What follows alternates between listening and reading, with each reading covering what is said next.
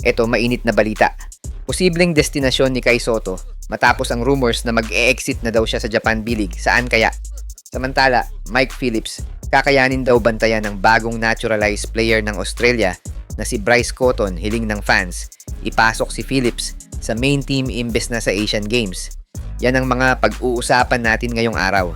Pero bago yan, like and subscribe lang mga kabady para sa latest basketball news and highlights.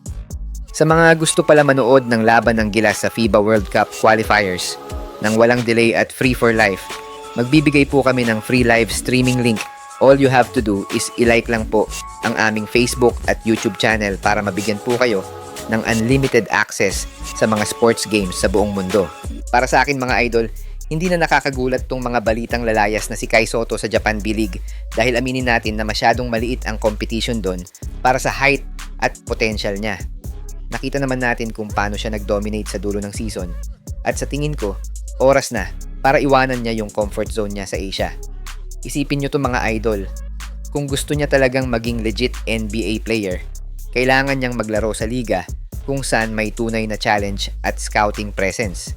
Sa tingin ko, ay na-realize na rin ng management niya na limited lang ang growth niya doon sa Japan kaya naghahanap na sila ng bagong tahanan para sa kanya.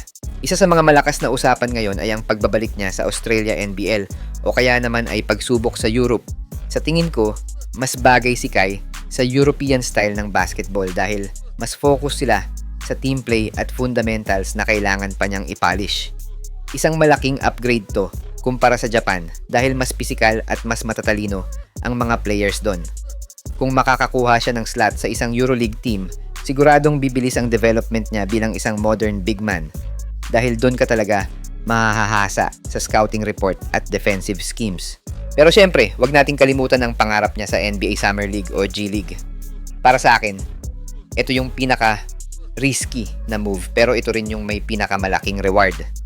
Kung papasok siya sa G League, mapapatunayan niya kung kaya niya talagang makipagsabayan sa mga elite athletes sa Amerika.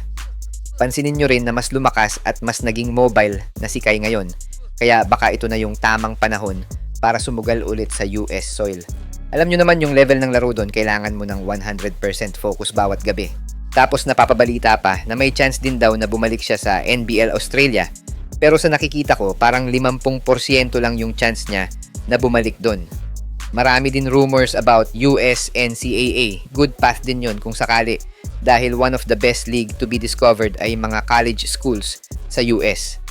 Kung nabalitaan nyo din, nalilipad na si Andy Gemau sa US matapos siyang kunin ng Penn State para maglaro sa kanila. And considering yung kaso ni Kai, kung aalis siya sa Japan, pwede nilang i-consider yung NCAA kung talagang gusto niyang mapansin at makapaglaro sa NBA. Ang kailangan lang ni Kai ngayon ay yung tamang environment na magagamit yung tangkad niya sa depensa at yung shooting niya sa labas.